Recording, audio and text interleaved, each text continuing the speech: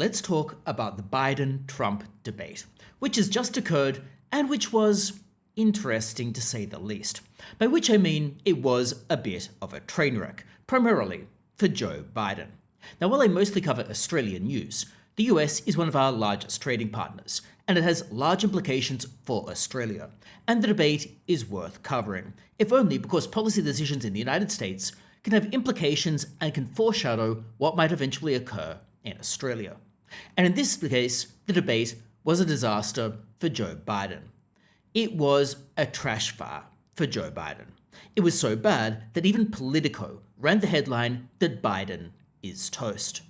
Now, there's been suggestions that maybe this was the plan all along, that people wanted Joe Biden to tank in this debate so they could replace him with Gavin Newsom, something that I'll circle back around to in a little bit.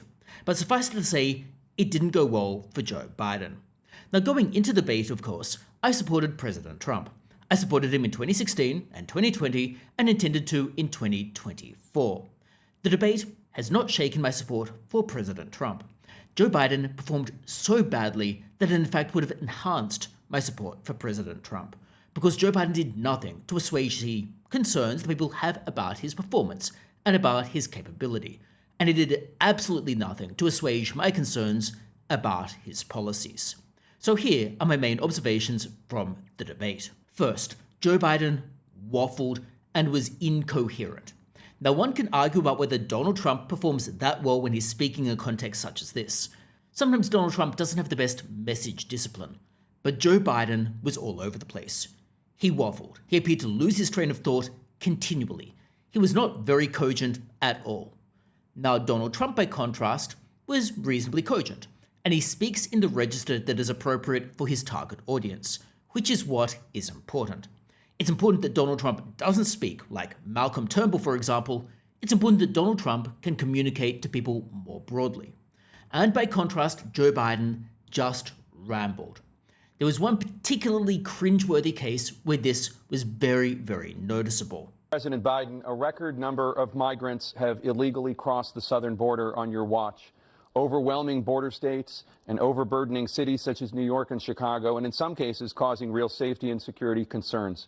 Given that, why should voters trust you to solve this crisis?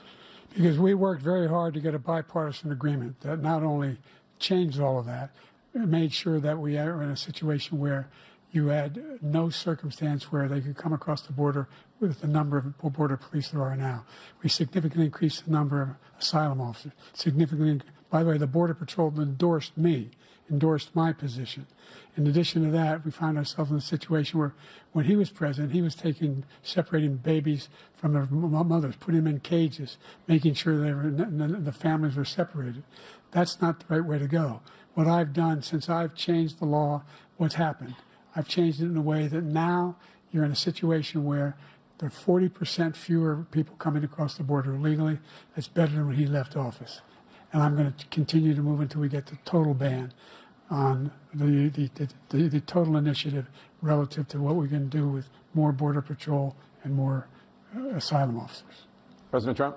I really don't know what he said at the end of that sentence. I don't think he knows what he said either. Look, we had the safest border in the history of our country. The border, all he had to do was leave it. All he had to do was leave it. So clearly, Joe Biden had some big communication problems. The next and related issue is that Joe Biden completely failed to address concerns about his age, or at least alleged concerns about the age. Now, to be clear, I'm not so concerned about the age so much as I am concerned about the ability. After all, Donald Trump is only a few years younger than Joe Biden. But Joe Biden appears much more decrepit than Donald Trump. Joe Biden was specifically asked about his age and the concerns about that, and he failed to address it convincingly. Here's what he said. President Biden? You can see he is 6'5" and only 223 pounds, or 235 pounds. Well, you said 6'4", 200. Well, anyway, that's what anyway, just take a look at what he says he is and take a look at what he is. Look, I'd be happy to have a driving contest with him. I got my handicap, which when I was vice president, down to a 6. But by the way, I told you before, I'm happy to play golf with you if you carry your own bag. Think you can do it? That's the biggest lie that he's a 6 handicap of all. I was an 8 handicap. Yeah. 8. Never. But I have, you know how many? I've seen you swing. I know you swing. Okay, let's not how act many like rounds- children. President Joe. Trump, we're going to 21 turn. Let's not act like children. Now, throughout the discussion on age, we could see a discussion about golf and golf handicaps, which is a little bit beside the point and was a little bit meandering, and to my mind actually made them both look a little bit old and a little bit out of it, but nevertheless, Joe Biden looks significantly less capable. The third issue is that Trump fumbled some of his easy questions. Now, Donald Trump's performance was certainly not perfect. He sometimes lost message discipline. He sometimes became too focused on addressing point-for-point comments that Joe Biden had made, sometimes at the expense of addressing the underlying question or the matter in issue. Sometimes this was therefore at the expense of message clarity. For example, he was asked whether he would accept an election result after all legal challenges had been exhausted. This was a Dorothy Dixer question, so to speak. He should have simply said that he would accept the result of a free and fair election, which, if necessary, has been verified by the courts. The moderators weren't even asking him to forgo legal challenges. They were explicitly allowing him to make legal challenges. It would, after all, be an extreme position to expect him to accept any result whatsoever, and to forgo legal challenges if there are clear areas where there are concerns about how the election was conducted. The moderators allowed him an easy out in this question. But he fumbled it, and here's what his response was. You are To a a child. specific concern that voters have about you. Will you pledge tonight that once all legal challenges have been exhausted, that you will accept the results of this election, regardless of who wins, and you will say right now that political violence in any form is unacceptable? Well, I shouldn't have to say that, but of course I believe that. It's totally unacceptable. And if you would see my statements that I made on Twitter at the time, and also my statement that I made in the Rose Garden, you would say it's one of the strongest statements you've ever seen. In addition to the speech I made in front of, I believe, the largest crowd I've ever spoken to, and I will tell you, nobody ever talks about that. They talk about a relatively small number of people that went to the Capitol, and in many cases were ushered in by the police. And as Nancy Pelosi said, it was her responsibility, not mine. She said that loud and clear. But the answer is, if the election is fair, free, and I want that more than anybody. And I'll tell you something.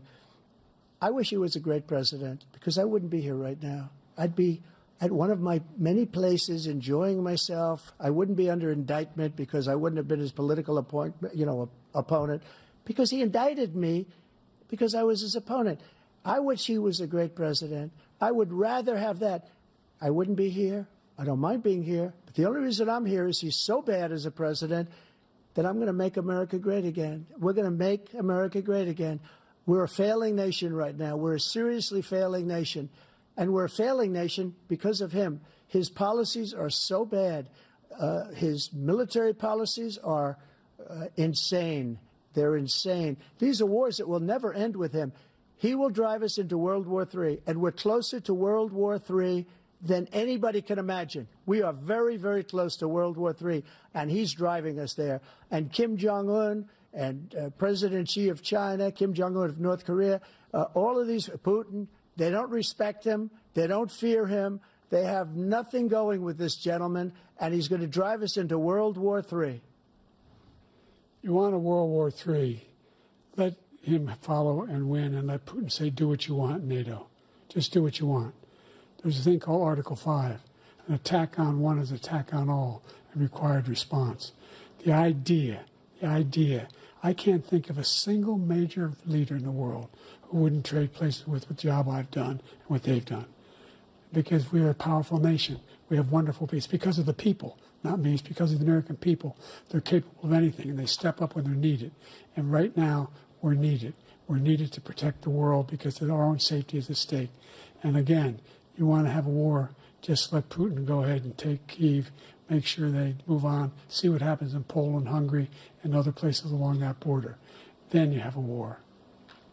President Trump, as I come back to you for a follow-up, the question was, will you accept the results of this election, regardless of who wins? Just to finish what he said, if I might, Russia, they took a lot of land from Bush. They took a lot of land from Obama and Biden. They took no land, nothing from Trump, nothing. He knew not to do it. He's not going to play games with me. He knew that. I got along with him very well, but he knew not to play games. He took nothing from me. But now he's going to take the whole thing from this man right here. That's a war that should have never started. It would have never started ever with me. And he's going to take Ukraine. And, you know, you asked me a question before, would you do this with? He's got us in such a bad position right now with Ukraine and Russia, because Ukraine's not winning that war. He said, I will never settle until such time. They're running out of people. They're running out of soldiers. They've lost so many people. It's so sad. They've lost so many people, and they've lost those gorgeous cities with the golden domes that are 1,000 years old, all because of him and stupid decisions. Russia would have never attacked if I were President president. Trump, the question was, will you accept the results of the election, regardless of who wins? Yes or no, please. If it's a fair and legal and good election, absolutely. I would have much rather accepted these, but the fraud and everything else was ridiculous. And if you want, we'll have a news conference on it in a week, or we'll have another one of these in a week. But I will absolutely, there's nothing I'd rather do. It would be much easier for me to do that than I'm running again. I wasn't really going to run until I saw the horrible job he did. Now, in terms of other debate moments, well, really we need to look at this in the totality of the debate. And it's difficult to really disentangle it in just one or two clips, because you need to add up the totality of Joe Biden's performance throughout the course of the 90 minutes. And it simply wasn't good. He looked vacant. He was looking off into the distance. He didn't appear to really answer the question very well. He appeared to sometimes just not be there, be completely out of it. He appeared to simply not really know what he was doing. At least that was my interpretation. Now, maybe going through his head were thoughts that were much more coherent than what it looked on his face and what came out of his mouth. However, it simply didn't appear to be as such. And you need to look at this throughout the course of the 90 minutes to get the totality of that experience. Now, I think it is worth watching the full debate, and don't rely just on clips that are being extracted, although I do realize that I've extracted some myself. Some clips you sometimes see in the media are selectively edited, or they cut out a candidate's full statement in order to make them look unreasonable. Now, to be fair to some media outlets, maybe they're concerned about copyright issues. However, it's still important to look at the full debate to get the complete context. For example, it's been reported that Donald Trump says he's entitled to retaliate against his opponents or take out revenge. But in reality, Donald Trump said that his revenge would be his success, which was a rather different complexion over the whole thing. You said if reelected, you would, quote, have every right to go after, unquote, your political opponents. You just talked about members of the Select Committee on January 6th going to jail. Your main political opponent is standing on stage with you tonight. Can you clarify exactly what it means about you feeling you have every right to go after your political opponents? Well, I said my retribution is going to be success. We're going to make this country successful again, because right now it's a failing nation. My retribution is going to be success. The other major concern I had about this, at least in relation to Joe Biden, is he did nothing to address the concerns I have about his policies. In particular, Joe Biden's tax plan is catastrophic. It is a complete train wreck, it's a trash fire, and will make things worse. It would lead to capital flight and make the United States significantly less competitive. Effectively, he's trying to demonize trillionaires, of which he says there's 1,000 in the United States, when in fact there really isn't 1,000 trillionaires in the United States. There's none. There's a couple of companies that are worth $1 trillion. However, if we're looking at some of the wealthiest people in the US, we've got Elon Musk at $195 billion, which is a far cry from $1 trillion. But nevertheless, they have paid their fair share, to use Joe Biden's terminology. They have paid many, many, many millions of dollars worth of taxes on all of the outputs they have created. In dollar terms, they absolutely have been paying their fair share. Joe Biden, however, and the Democrats seem to want to throw people like Elon Musk or Jeff Bezos or Mark Zuckerberg or Larry Ellison under the bus. But of course, there's only a handful of them, so therefore it's relatively easy to rally their base to vote to seize their assets, which is a little bit disingenuous and is a clear example of what would be called a principal conflict, where you're pitting one group of people against the other group. It's clearly a cynical ploy to garner votes from a particular group of the electorate. By contrast, what Joe Biden should be saying is we'll encourage everyone to try to become a billionaire themselves, trying to lift people up rather than tear people down. And Joe Biden's performance did nothing to assuage my concerns about his policies, which are the underlying problems I have with his presidency and with the Democrat Party. Nevertheless, let me know your thoughts about the debate performance in the comments below, and let me know whether you think it was as much of a disaster for Joe Biden as I did, and whether you think it was as much a lopsided victory for Donald Trump as I do.